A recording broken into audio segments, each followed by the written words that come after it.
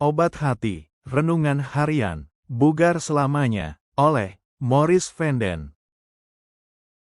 Mari biarkan firman Tuhan menjadi suara pertama yang menyapa kita hari ini. Judul renungan hari ini, Penjaga Kehormatan Tuhan.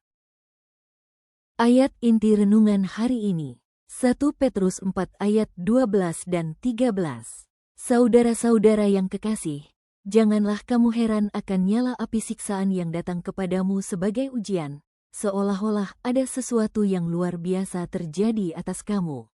Sebaliknya, bersukacitalah, sesuai dengan bagian yang kamu dapat dalam penderitaan Kristus, supaya kamu juga boleh bergembira dan bersukacita pada waktu Ia menyatakan kemuliaannya. Travis sedang sekarat. Dia telah diurapi, tetapi leukemianya semakin memburuk.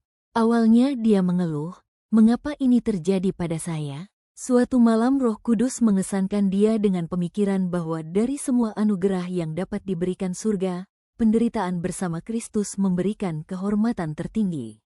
Dia berkata pada dirinya sendiri, "Jika Tuhan ingin seseorang yang bisa melewati pengalaman ini dan masih percaya kepadanya, mengapa tidak saya?"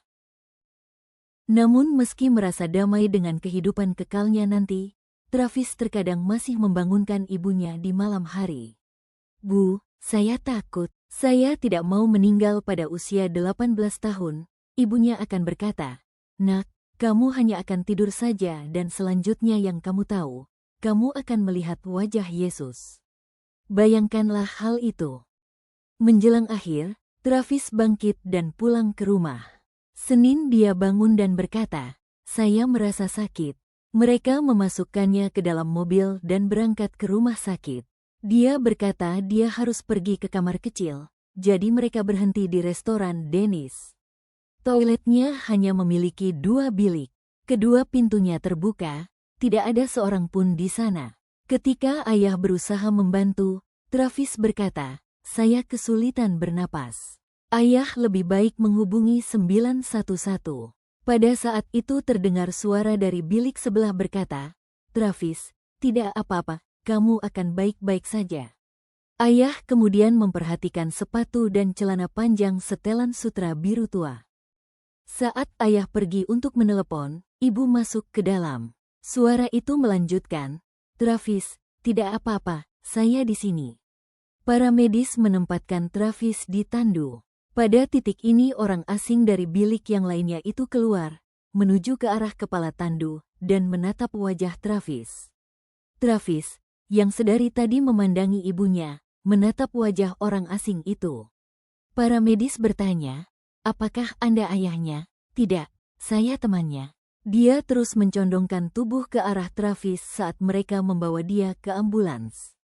Ketika mereka sampai di rumah sakit, Travis tidak sadarkan diri dan orang asing itu telah pergi.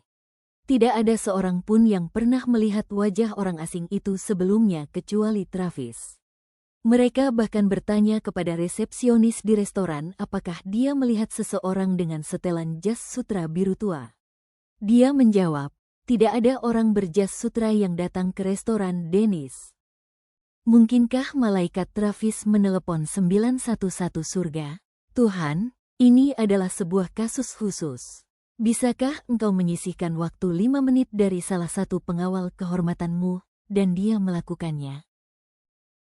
Kesimpulan, kisah Travis mengingatkan kita bahwa kasih dan penyertaan Tuhan tidak meninggalkan kita, bahkan di dalam lembah bayang-bayang maut.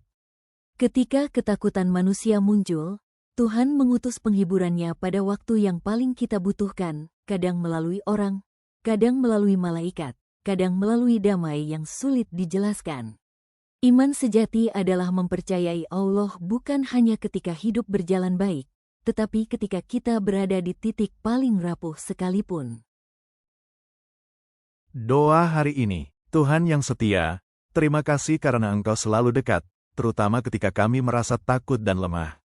Ajari kami mempercayai-Mu lebih dalam, bahkan saat keadaan tidak berjalan seperti yang kami harapkan. Kuatkan hati kami, hiburkan jiwa kami, dan penuhi kami dengan damai seperti yang Engkau berikan kepada Travis. Biarlah iman kami tetap teguh sampai akhir. Dalam nama Yesus, kami berdoa. Amin.